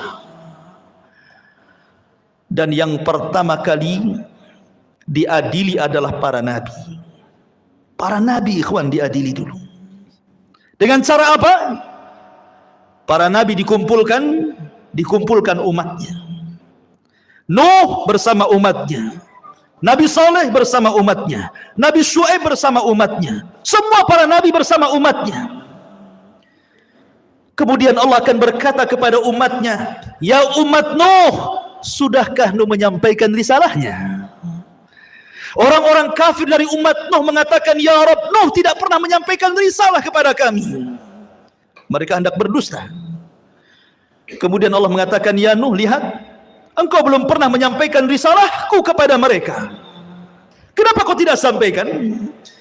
Maka Nuh mengatakan, ya Rabb, aku sudah sampaikan. Kalau engkau tidak percaya, aku punya saksi. Maka Allah mengatakan, kalau begitu datanglah saksi. Maka Nuh alaihi salatu wassalam meminta kepada Rasul kita Muhammad sallallahu alaihi wasallam untuk menjadi saksi bahwa Nuh sudah menyampaikan risalahnya. Maka Allah panggil Rasul kita Muhammad sallallahu alaihi wasallam, ya Muhammad, kenapa kok mau jadi saksi kepada Nuh alaihi salatu wassalam? Bukankah usiamu dengan usia Nuh terpaut jauh dan engkau tidak hidup di zaman Nabi Nuh? Bagaimana kau akan jadi saksi mereka? Maka Rasul SAW mengatakan, ya Rabb, ya aku tidak hidup di zaman Nabi Nuh, tetapi aku yakin bahwa Nuh sudah menyampaikan risalahnya. Maka Allah mengatakan, apa yang membuat anda yakin bahwa Nuh menyampaikan risalahnya? Maka Rasul mengatakan, karena engkau yang bicara seperti itu ya Rabb. Kemudian Rasul membacakan suratun Nuh. Engkau yang ngomong dalam Al-Quran bahwa Nuh sudah menyampaikan risalahnya. Maka Allah mengatakan, shadaqta, benar engkau. Wa kadzabu haula, dan mereka sudah berdusta. Kemudian berpindah kepada nabi berikutnya sampai di akhir dengan Isa bin Maryam, nabi yang terakhir dari nabi-nabi Bani Israel. Inilah isyarat bahwa nabi akan menjadi saksi bagi seluruh para nabi. Ketika nabi hendak rindu ingin mendengar Al-Quran, yang dipanggil siapa? Abdullah bin Mas'ud. Abdullah bin Mas'ud, bacakan, iqra alayya Al-Quran, baca untukku Quran. Kata Abdullah bin Mas'ud, ya Rasulullah, aqra'u alaika Al-Quran wal Quranu unzila ilaika? Rasul, apakah saya harus membaca Quran sementara Quran turun kepadamu? Oh tidak. Kata Rasul, iqra, baca, saya ingin mendengarkan suaramu. Maka kata Abdullah bin Mas'ud, baik. Akhirnya Abdullah bin Mas'ud membaca suratun Nisa sampai kepada ayat. Apa ayatnya? Hatta idza ji'na min kulli ummatin bisyahid wa ji'na bika ala haula'i syahida. Bagaimana ya Muhammad kalau tiap-tiap umat itu mendatangkan saksi-saksinya, kemudian engkau menjadi saksi mereka? Maka Nabi SAW kemudian menangis dan mengatakan, ya Abdullah, hasbuka, hasbuka, cukup, cukup. Maka Abdullah bin Mas'ud melihat Rasul menangis sehingga membasahi janggutnya. Rasul akan menjadi saksi bagi setiap umat dan setiap nabi. Setelah para nabi kemudian dimintai pertanggungjawabannya, barulah Allah Subhanahu wa taala mengarah kepada umatnya, kepada kita semuanya. Baru Allah Subhanahu wa taala bertanya kepada kita. Disitulah yang disebut dengan al-ardu. Ard. Apa itu ard? Allah Subhanahu wa taala akan tampakkan kepada kita perbuatan kita di bumi, Allah tampakkan di akhirat. Allah tampakkan tuh. Ya. Kemudian Allah Subhanahu wa taala memberikan catatan kepada hamba, setiap hamba itu diberikan catatan. Kalau Allah mengatakan iqra kitabak, baca bukumu, maka dia pun membaca. Dia pun membaca apa yang sudah dia lakukan. Ingat, khususiyah yaumul akhir, kehususan hari kiamat, di mana Allah berikan memori hafalan manusia dikembalikan. Mereka kuat hafalannya. Kalau sekarang di dunia 1 minggu kemarin Anda pernah mengucapkan apa, Anda pernah berbuat apa, Anda pernah mendolimi siapa, Anda pernah hasad kepada siapa, lupa antum, baru 1 minggu tuh, ya kan? Baru 1 minggu sudah lupa kan itu ya. Tapi di akhirat Allah berikan kekuatan hafalan. Sejak antum akil balik sampai antum diwafatkan, hafal antum. Oh, jam segini hari ini tanggal sekian sekian aku begini begini begini. Hafal. Untuk dicocokkan dengan catatannya. Dan ketika itu ikhwatu fiddin tidak bisa berdusta di hadapan Allah. Yauma nakhtimu ala afwahihim wa tukallimuna aydihim wa tashhadu arjuluhum bima kanu ya'malun.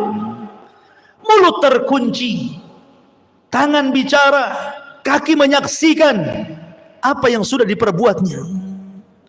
Bayangkan, saksi bukan hanya anggota badan, bahkan kulit jadi saksi. Kulit tiba-tiba bicara di hadapan Allah dan menyalahkan badannya. Akhirnya badan kemudian mengkritik kulit dan mengatakan, lima syahidtum alaina, kenapa engkau wahai kulit menjadi saksi bagi badanmu sendiri? Kata kulit, antaqana Allah, Allah yang membuat bicara, aku mau apa? Tidak cukup dari situ, bumi yang kita pijat akan jadi saksi. Karena yauma idin tuhadditsu akhbaraha, pada hari itu bumi menghabarkan kisah-kisah orang yang pernah di atas bumi itu. Lautan akan jadi saksi, langit akan jadi saksi, malaikat akan jadi saksi. Siapa yang bisa mungkir dari kesalahan, ikhwan? Semua jadi saksi. Di bumi antum bisa bayar lawyer, cari yang pandai bicara. Dia bisa mendustakan yang jujur didustakan. Di akhirat lawyer aja butuh lawyer. Lawyernya butuh lawyer, pengacaranya butuh pengacara. Tapi di akhirat tidak ada pengacara. Apa yang mau diacarakan? Nggak ada pengacara. Semua jadi saksi. Ma'asyiral muslimin yang dimuliakan Allah Subhanahu wa taala. Mulailah manusia dihisab. Pertama, kemudian Allah Subhanahu wa taala akan terbangkan catatannya. Di situ ada yang mengambil dengan tangan kanannya, dengan tangan kirinya, dengan tangan kiri dari belakangnya, dan itu menunjukkan keselamatan dan tidaknya orang. Orang yang beriman ambil dengan tangan kanannya. Dengan bangganya dia mengatakan, "Ha umuqra'u kitabiyah." Baca kitabku katanya. Dia sudah tahu isinya baik. Itu bangga dia. Tetapi orang-orang yang mengambil catatan dengan tangan kirinya, dia mengatakan apa? Ya laitani lam uta kitabiyah wa lam adri ma hisabiyah.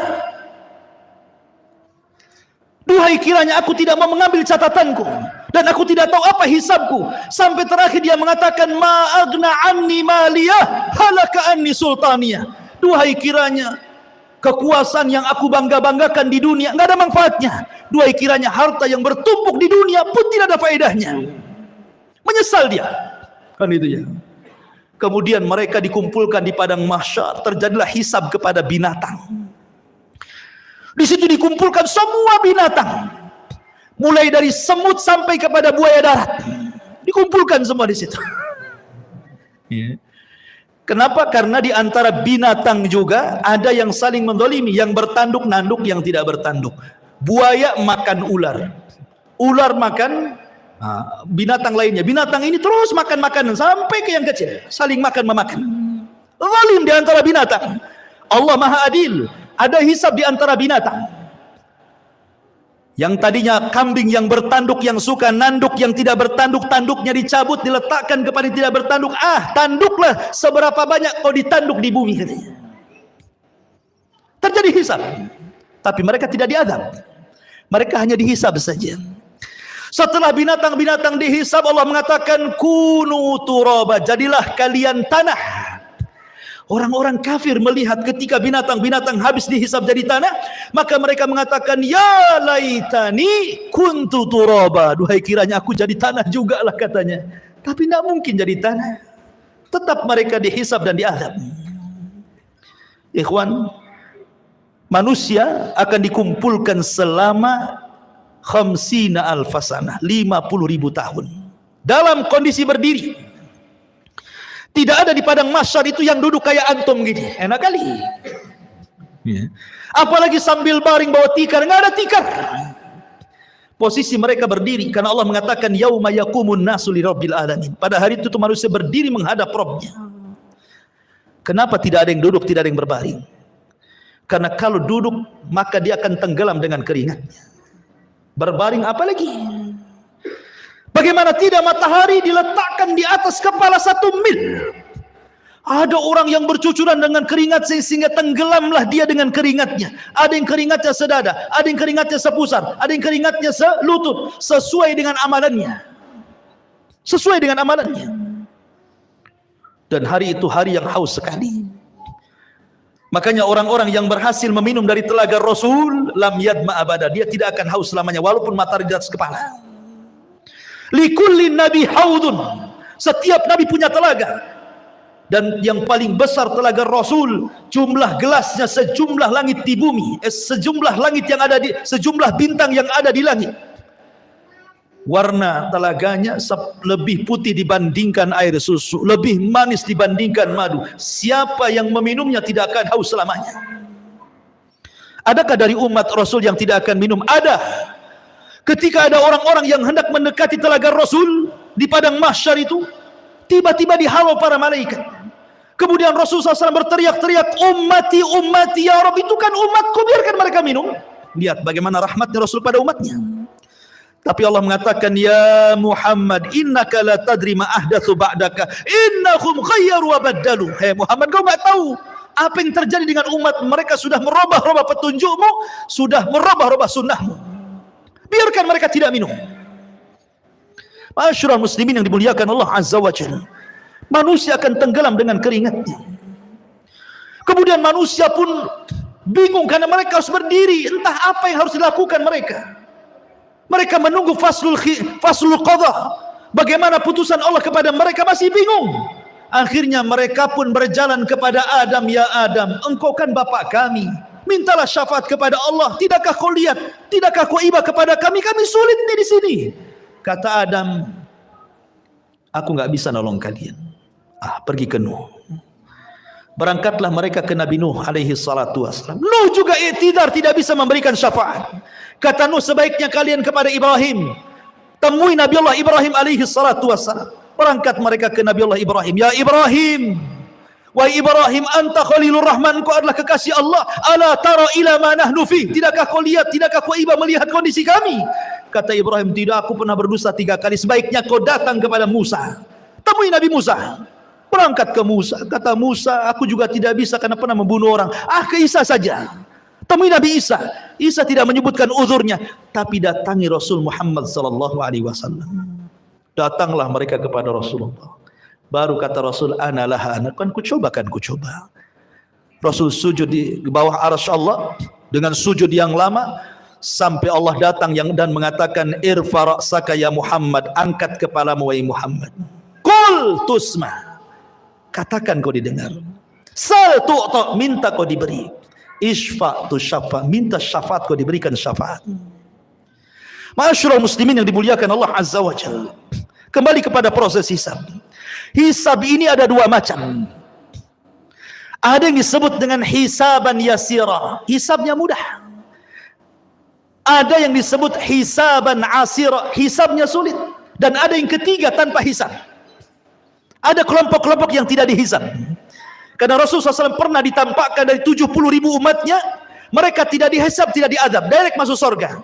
Kemudian ketika ditanya siapa mereka orang-orang yang tidak dihisab itu Rasul, kata Rasul, alladzina la yastarqun wa la yaktawun wa la yatatayyarun wa ala rabbihim yatawakkalun. Orang yang tidak minta diruqyah, tidak minta dikai besi panas yang digunakan untuk perobatan, dan tidak tatayur, menjadikan sial dan hoki kepada sebuah benda atau suara, dan mereka senantiasa tawakal kepada mereka. Orang-orang yang masuk surga tanpa hisab dan adab, tidak akan dikumpulkan di padang mahsyar, direct masuk surga.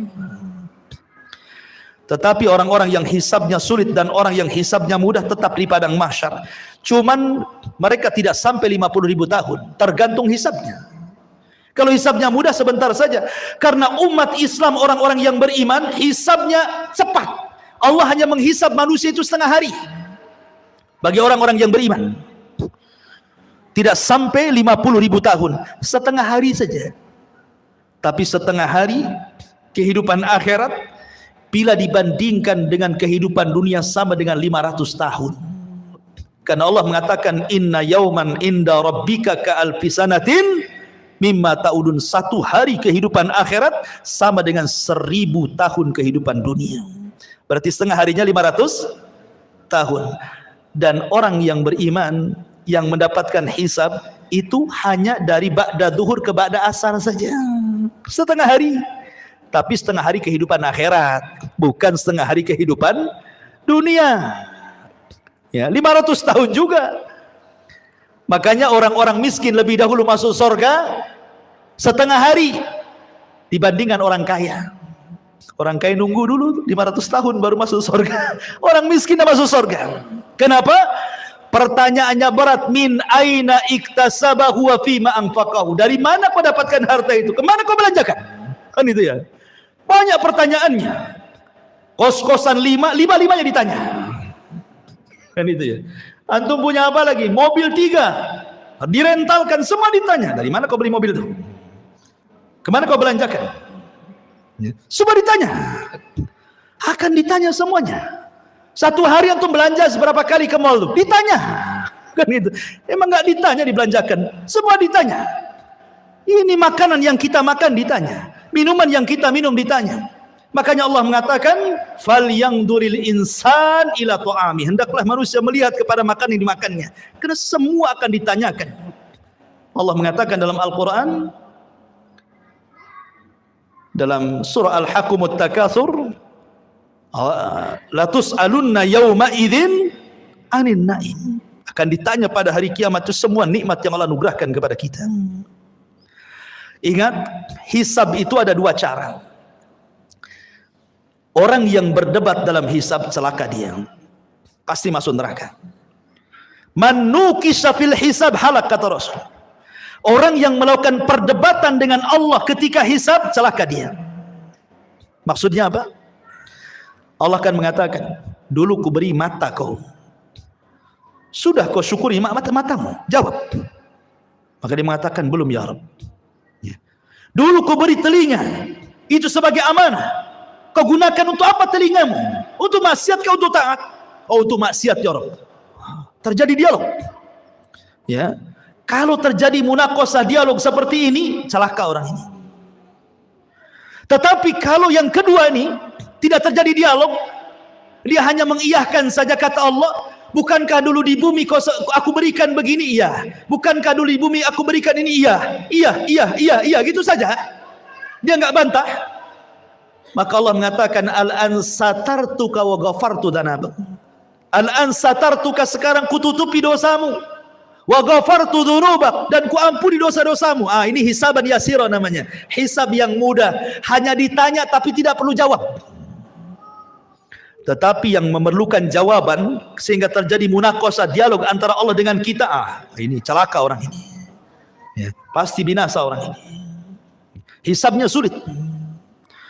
Ketika semua sudah dihisab, maka datanglah mizan timbangan.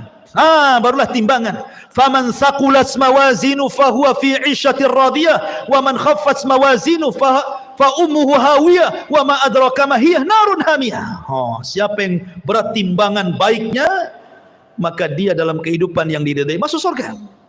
Tapi siapa yang berat timbangan buruknya, dipastikan masuk neraka. Ma'asyiral muslimin, setelah terjadi penimbangan amal, maka manusia mulai dikelompokkan tuh dengan sesembahannya masing-masing. Nyembah apa antum di bumi? Nyembah pohon, bersama pohon itu. Nyembah ular sendok, bersama ular sendoknya. Nyembah apa lagi? Batu, bersama batunya. Semua orang dikumpulkan dengan sesembahannya. Dan ketika orang-orang kafir, orang munafik, orang yang beriman sudah terkelompok-kelompok, maka Allah mengatakan, wasiqal ladzina kafaru ila jahannam zumara. Giring orang-orang kafir itu, masukkan ke neraka saja. Mereka tidak akan sempat meniti siratal mustaqim. Padahal Allah mengatakan, wa in kuntum illa wariduha, kalian pasti akan melewatinya. Tapi orang kafir direct masuk neraka, tidak ada lintas melintasi siratal mustaqim. Ketika semua orang-orang musyrik, orang kafir sudah Allah masukkan ke neraka, tinggal mukmin dan munafik. Di sini Allah Subhanahu wa taala bagikan cahaya, setiap orang dapat cahaya. Cahaya itulah bekal kita meniti titian siratal mustaqim. Karena itu gelap. Neraka jahanam itu gelap. Karena titian itu terbentang di neraka jahanam. Karena Allah Subhanahu wa taala mengatakan, wa jaa rabbuka wal malaku saffan saffa wa ji'a bi jahannam yauma idzin yatadzakkarul insan anna lahu dzikra. Ketika Allah datang menemui makhluknya di padang mahsyar, malaikat bersop-sop, Allah katakan, jahanam tarik ke sini. Jahanam pun ditarik. Jahanam punya 70.000 tali kekang. Satu tali kekang ditarik 70.000 malaikat. Besar. Ya. Kemudian di hadapan manusia, kemudian Allah bentangkan di situ siratal mustaqim, jisrun, jembatan yang terbentang di antara neraka jahanam. Jembatan itu halus, lebih halus dibandingkan rambut, lebih tajam dibandingkan pedang. Bahkan jembatan itu akan berlenggak-lenggok, dia tidak diam dan licin. Hanya orang-orang yang ditakdirkan bisa melintasi titian itu. Dan yang pertama meniti jembatan itu adalah Nabi SAW. Ketika Nabi SAW sudah meniti sirat, maka Nabi akan berdiri di ujung titian yang sudah dia sampai di situ, di kontara. Setiap ada umatnya lewat, Rasul mengatakan, ya Rabbi salim salim, ya Rabb selamatkan, selamatkan, selamatkan, selamatkan. Saking kasihannya Nabi dengan kita. Ada yang melewati titian seperti kilat, sudah sampai di sana, gitu ya. Ada yang seperti angin, sudah di sana. Ada yang seperti kuda balap, sudah di sana. Ada yang seperti lari kencang. Ada yang merangkak-rangkak. ada yang terkena kalalib, ya. Ada yang kemudian jatuh berdiri, ada yang kemudian nyemplung dari titian itu ke jahanam. Kata Rasul ketika duduk bersama para sahabatnya, ada semacam bunyi besar, tur gitu ya. Kata Rasul mengatakan, tahukah kamu itu suara apa? Sahabat mengatakan, tidak tahu wahai Rasul. Itu batu segede unta 70 tahun yang silam jatuh dari titian dan baru sampai sekarang di intip neraka jahanam. Artinya kalau orang jatuh dari titian sampai neraka itu 70 tahun itu baru sampai di dasar jahanam. Naudzubillah. Ya. Ma'asyiral muslimin, maka satu persatu orang-orang munafik diberikan, orang-orang beriman diberikan cahaya. Orang munafik diberikan cahaya, kadang padam, kadang terang, kadang padam, kadang terang. Ketika berjalan mereka mengatakan, naktabis min nurikum, hai orang yang beriman, tunggu dulu, aku ikut cahayamu. Kata orang beriman, ambil lagi kau cahaya di belakang, katanya. Emang di dunia orang munafik bisa menipu orang-orang yang beriman. Yukhadi'un Allah walladzina amanu. Mereka menipu Allah dan orang-orang yang beriman. Di titian siratal mustaqim, orang yang beriman tidak mungkin ditipu lagi. Ya. Ma'asyiral muslimin, ketika semua terseberangi semuanya, sampailah mereka di sebuah tempat namanya Qantoroh. Qantoroh itu depannya pintu surga. Sampai di sini keletihan orang-orang yang beriman? Tidak. Di sini ada kisos. Di sini Nabi SAW mengatakan, atadruna mal muflisu hadil ummah, tahukah kamu siapa yang bangkrut dari umat ini? Kata sahabat, ya Allah saja orang bangkrut, orang yang gulung tikar, orang yang kalah, orang yang usahanya bangkrut, bankrupt dan yang lainnya. Kata Rasul, bukan itu. Orang yang bangkrut adalah orang yang datang pada hari kiamat membawa pahala solat, pahala zakat, pahala sedekah, pahala puasa, pahala ini, pahala itu. Tapi di satu sisi dia pernah mendolimi si fulan, mengambil harta si fulan, menumpahkan darah si fulan, mencaci maki si fulan, merendahkan si fulan. Akhirnya di kantor ini terjadi kisos. Padahal depan pintu surga tuh. Supaya orang yang masuk surga mendapatkan keadilan. Supaya dalam hatinya tidak ada lagi dongkol dengan kawannya. Supaya ketika masuk surga di wanaza'na ma fi suduruhum min ghillin ikhwana. Allah cabut perasaan dengki sehingga menjadi bersaudara dalam surga. Karena orang-orang penduduk surga itu satu hati. Kalau kita akan berhati-hati, ada yang dengki, ada yang iri, ada yang benci, ada yang marah, ada yang emosi, kan itu ya. Supaya tidak ada itu, maka terjadi kisos di sini. Ya. Hei, dulu kau sudah memukul aku, sini kamu. Mana pahalamu? Diambil pahalanya. Nih dosaku. Ketika kemudian dia sudah tidak punya pahala karena sudah dikasihkan orang banyak, karena banyak yang didolimi, dia mengatakan, mana pahalamu? Aku tidak punya pahala, sudah habis. Kalau gitu ambil dosaku saja, katanya. Oh gitu ya. Fa in faniyat hasanatuhu, kalau sudah habis kebaikannya, maka nggak dilempar dosanya kepada dia. Pada sudah dikontor, dilempar lagi ke belakang ke neraka. Ketika kisos sudah terjadi, ini kisos sesama orang yang beriman ya. Kalau kisos dengan orang kafir, kisos dengan binatang, dolim kepada binatang, dolim kepada orang kafir, dolim sesama orang kafir, dolim orang-orang yang beriman kepada orang kafir atau orang kafir kepada beriman, ini sebelum titian. Sebelum titian, nah itu dolim di situ. Kisosnya itu. Tetapi di kantor itu hanya khusus orang beriman saja, karena sudah mau masuk surga masalahnya. Bahkan orang-orang yang dibunuh akan datang menghadap Allah tanpa kepala. Dalam hadis Abdullah bin Abbas radhiyallahu anhu itu, tangan kirinya membawa kepalanya. Walaupun ketika di bumi tidak dibunuh dengan cara dipenggal kepala, tapi nanti pada hari kiamat orang yang dibunuh itu seperti itu bentuknya. Lehernya nggak ada, kepalanya dipegang oleh tangan kirinya, tangan kanannya menyeret orang yang membunuhnya, kemudian menghadap Allah dan mengatakan, ya Rabb, sal hadza lima qatalani. Tanya orang ini, kenapa kau bunuh aku? Kenapa dia bisa membunuhku? Dan bayi-bayi yang dilempar hidup-hidup kemudian mati, seperti orang-orang yang punya anak dari hasil zina kemudian malu, dilemparlah anak itu ke solokan, ke tong sampah, ke kerdus, akhirnya mati.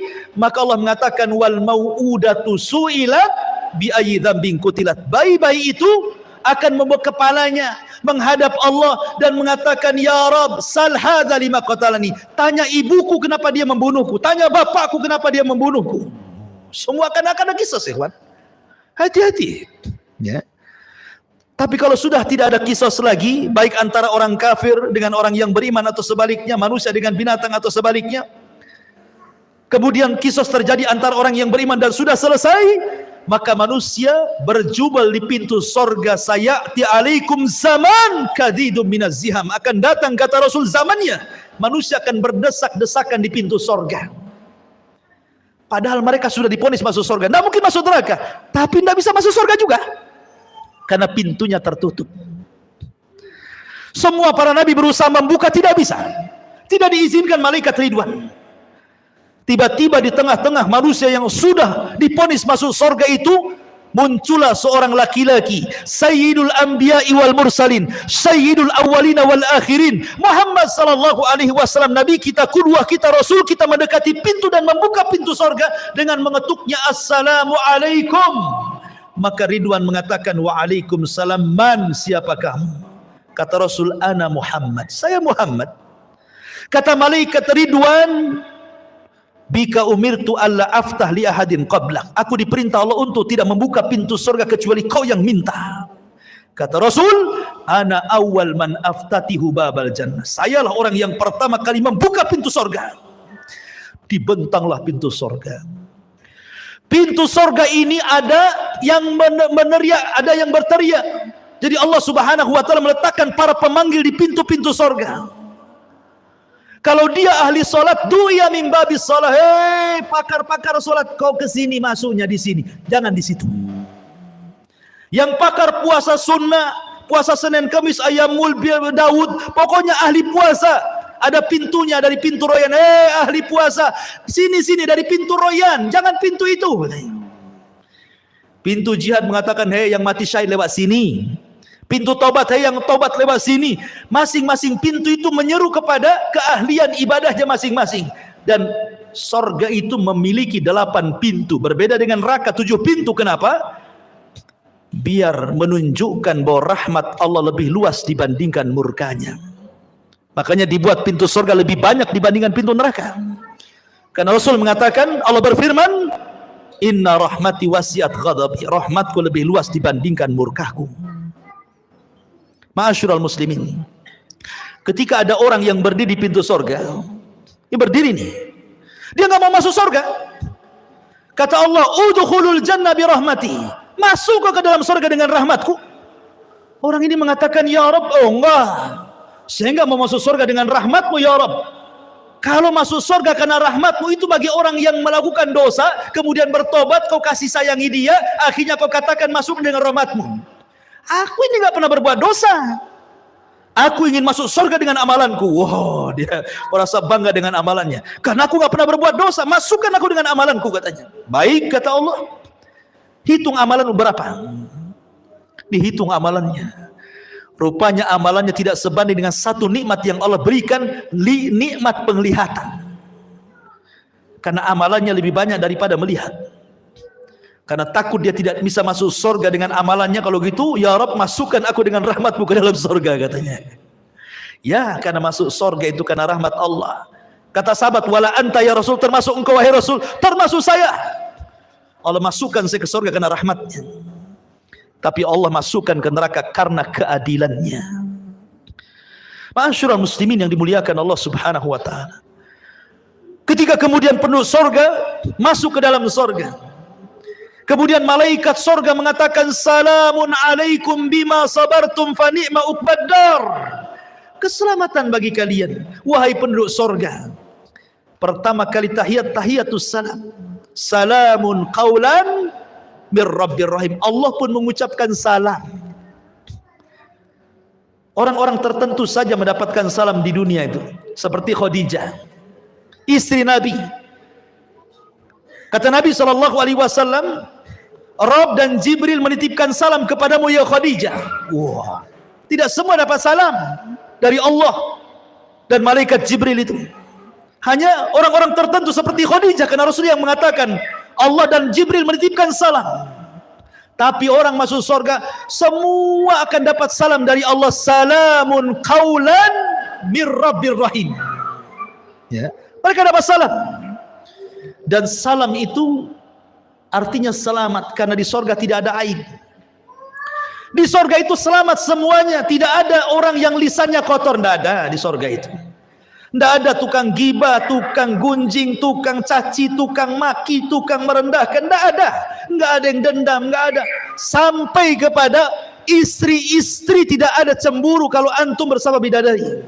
Karena semua jadi salam. Selamat semuanya. Selamat aib, dari aib selamat. Antum tidak kencing, antum tidak berak, antum tidak meludah, antum tidak mengeluarkan dahak, antum tidak ada congeknya bahasa kita. Pokoknya selamat badannya. Sampai-sampai ditanya Rasul, kalau hari-hari makan minum, cemana beraknya, cemana kencingnya? Kata Rasul, berak dan kencingnya dengan keringat. Dengan keringat. Dan keringatnya seperti minyak misi, itulah berak dan kencingnya penduduk sorga katanya. Wah, luar biasa. Ya. Selamat badannya. Wanitanya tidak haid, tidak ada nifas, tidak ada bau ketiak di sorga itu, semua wangi. Dunia antum harus bawa apa tuh? Kadang-kadang dikasih kapur barus ketiak di bumi kan gitu ya. Di sorga nggak ada bau, nggak ada bau-bau di sorga itu, karena selamat badannya. Ya. Di sorga tidak ada nenek-nenek. Di zaman Rasul ada nenek-nenek datang kepada Rasul, aku masuk surga enggak Rasul? Kata Rasul, nenek-nenek enggak masuk surga. Nenek ini menangis, pergi dia. Kemudian Rasul mengatakan kepada sahabat, bilang sama nenek itu, bukan berarti nenek itu enggak masuk surga, maksudnya di surga enggak ada nenek-nenek. Bacakan ayat inna ansha'na kunna insha'an wa ja'alna hunna abqara uruban atraba. Kami jadikan nenek-nenek jadi gadis-gadis usianya 33 sampai 34. Semua sama usianya segitu. Ya. Dan sorga itu nikmatnya yazdah, bertambah dan bertambah. Ada sukul jannah, pasar sorga. Pasar ini setiap Jumat kalau di bumi, kalau di sorga namanya Yaumul Mazid, hari tambahan nikmat. Semua penduduk sorga ke pasar, yang laki-lakinya itu. Berjumpa dengan kawan-kawannya di pasar itu. Kemudian ngobrol cerita pengalaman antum di dunia. Oh, kita kan pernah ngaji di Odessa dulu. Kenal nggak antum di samping sana? Nanti itu bicarakan semua itu. Akan teringat dengan kehidupan dunia. Jadi pembicaraan nanti di pasar itu, pembicaraan kita di dunia, obrolan kita, bercandaan kita, semua akan dibicarakan di pasar surga itu. Di pasar surga itu ada jual beli. Ya. Hanya untuk berjumpa dengan kawannya, ngobrol, minum, makan di situ enak-enak. Kemudian sebelum pulang, habbar riyah.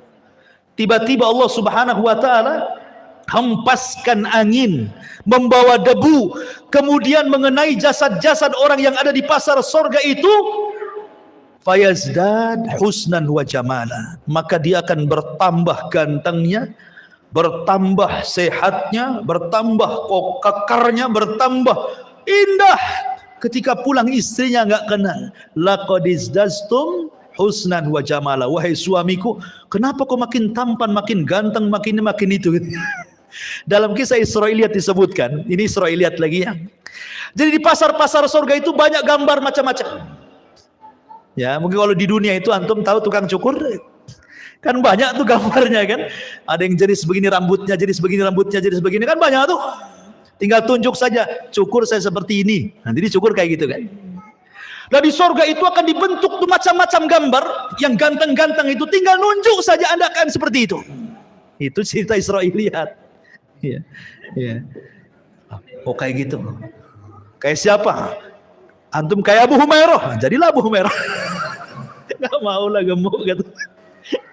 Jadi mereka pulang itu, berjumpa dengan istrinya, kata istrinya, laqad izdaztum husnan wa jamala. Hei suamiku, kenapa kau makin ganteng? Kata suaminya, kau juga kenapa makin cantik, katanya. Jadi setiap minggu kenikmatan itu bertambah, makin ganteng, makin ganteng, makin ganteng. Makanan hari ini kalau dimakan besok lebih nikmat, kalau dimakan lusa lebih nikmat, dimakan lusanya lagi lebih nikmat, makin nikmat. Coba antum makan mangga, dibiarkan 1 bulan. Hari ini makan mangga, besok mangga dibiarkan 1 bulan. 1 bulan depan antum makan tuh mangga. Nanti atau setahun antum ada tinggal peloknya saja itu kan. Di sorga itu makin hari makin nikmat. Ya, kan luar biasa tuh. Makin hari makin ganteng. Coba antum hari-hari ke pasar sini, makin ganteng atau makin kusut tuh? Makin kusut kan itu. Stres, apalagi bawa istri yang dicatat beli bawang, pulang beli baju pula kan. Stres lagi. Makin turun alisnya. Ya. Ma'asyiral muslimin yang dimuliakan Allah Azza wa Jalla, ketika orang masuk surga, pertama yang dimakan apa? Dan pertama yang diminum apa? Yang pertama dimakan itu kabidil hut. Hatinya ikan paus. Tentu ikan paus akhirat, bukan ikan paus di Salus kayak sekarang, istilah ikan paus. Kemudian makan air jahe.